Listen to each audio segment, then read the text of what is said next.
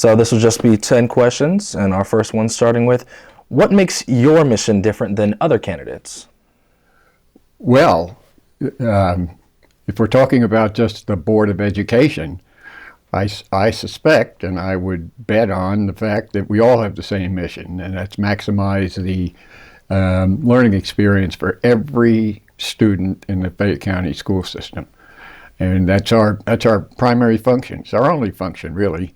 We make policy built around that so that everybody gets an equal opportunity to maximize their potential and get the best they can out of the experience for what they feel their future needs are, and beyond the basics. All right. Second question, how do you intend to address student complaints, such as short lunches or lack of supplies in classrooms? Yeah, that's a good question. Hopefully those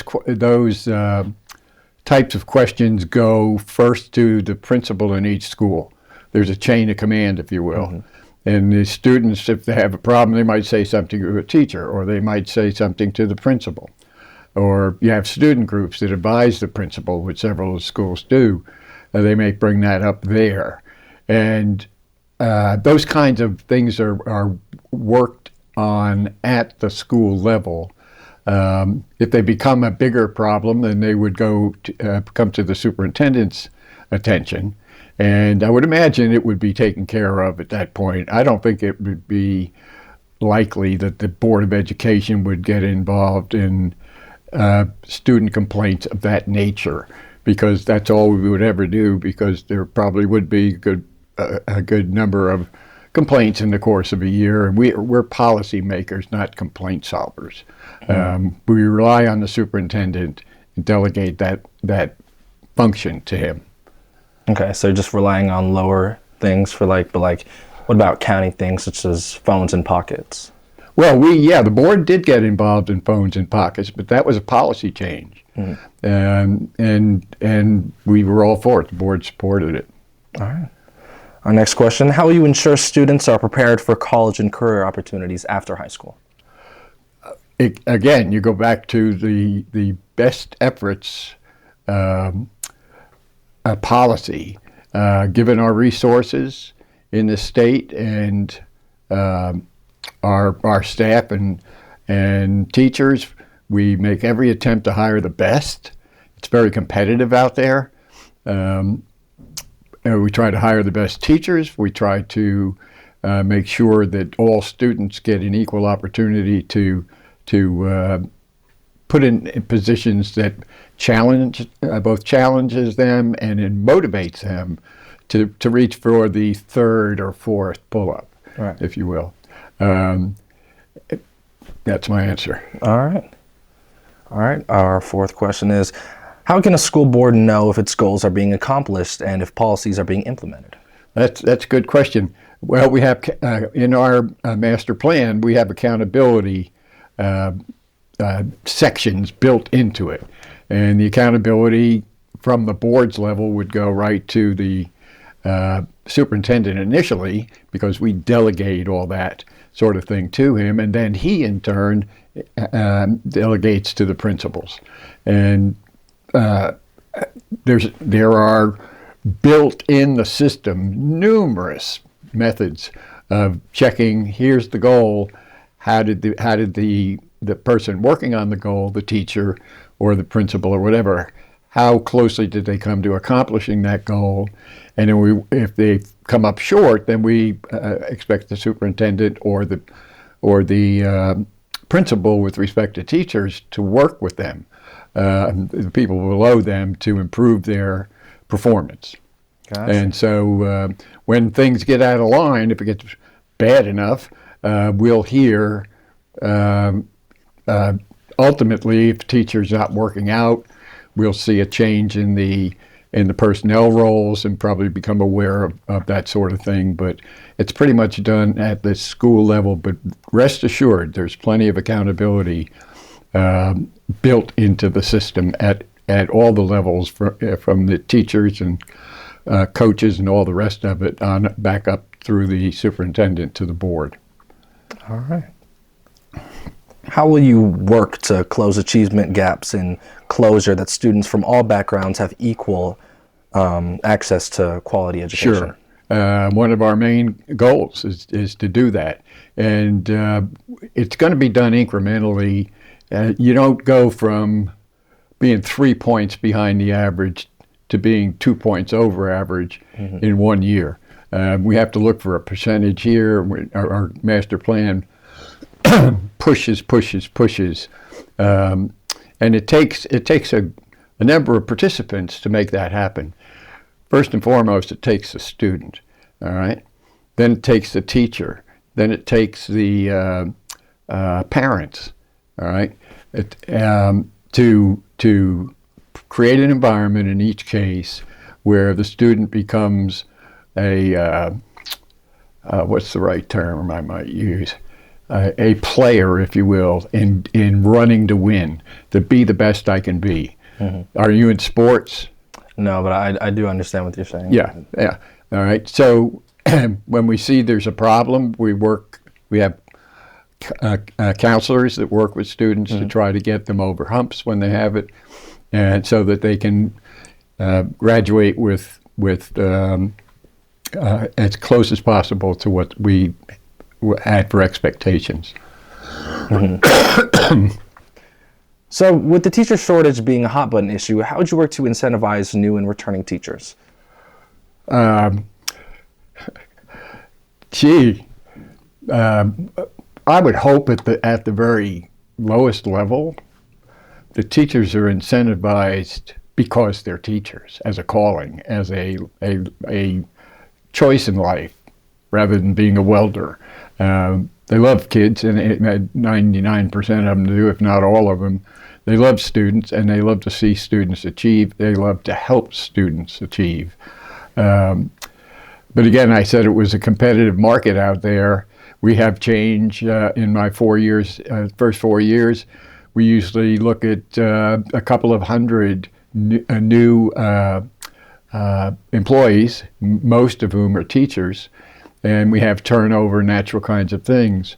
But I think the reputation that Fayette County has as one of the most excellent schools in the state, I think we rank number 3. People, when they get in the door, most want to stay. All right. So the reputation we have, then we work very hard as a board to keep that reputation up, as does the principal, the superintendent, and all the principals, and I would dare say everybody in the system. We want to excel because if we don't think that way at the leadership level, it's not going to get passed down to the students. Okay? Gotcha. Make sense? It does. All right, so what are your plans to further students' learning and engagement in the classroom? Well, just keep working the plan. We get reports and we see all the milestone results, and we're always attentive to that at board meetings to are we moving, we do this with the superintendent, are we moving towards that goal ultimately to get the best we possibly can out of every student. And we measure that. And we are using some unique ways that are different from anything in the past, and I can't get into them on this time that we have allotted today. But we have ways of grading performance, not just for students, but for teachers and leadership people. And so we're always looking at that to improve it, and providing incentives to do that. All right.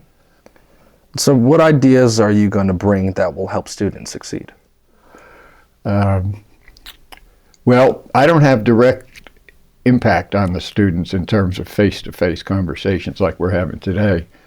But I think motivating students to learn, I said involved a number of different inputs, teachers, parents, leadership team.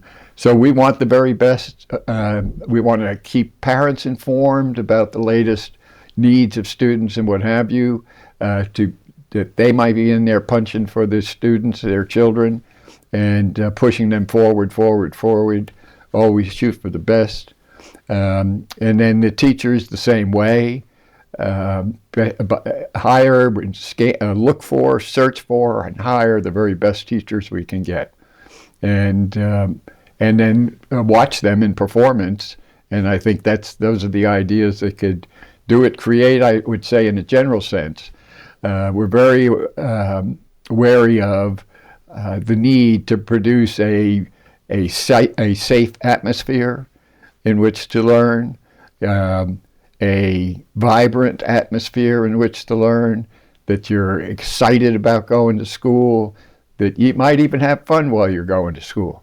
We want those things to. That's why we encourage kids to get involved in sports. We encourage kids to get in non-academic kind of things like the arts, for example, or what you're doing here tonight. This is kind of cool to be able to get into something that normally would be encountered for the first time after you graduate from high school. Mm-hmm. All right. So why are you running for school board, and what are your qualifications? Well, I have a flyer right here, which you could post with this.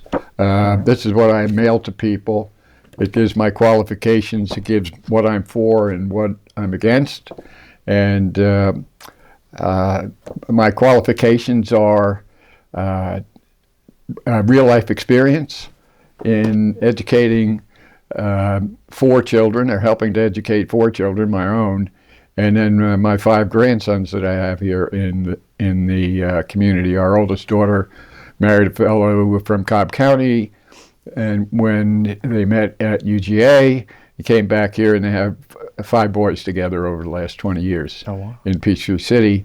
And the oldest one, I mentioned, just graduated from McIntosh and is on his way to college. So I'm involved. For them, to me, it's a calling. It's kind of a religious thing. I think this is what I've been developed for. I have a background in education and hold several degrees, and so that's why I'm here. I guess that's the best way to answer it. All right. So 2 more questions. What are your thoughts on career tech education programs? Oh, it's a must. The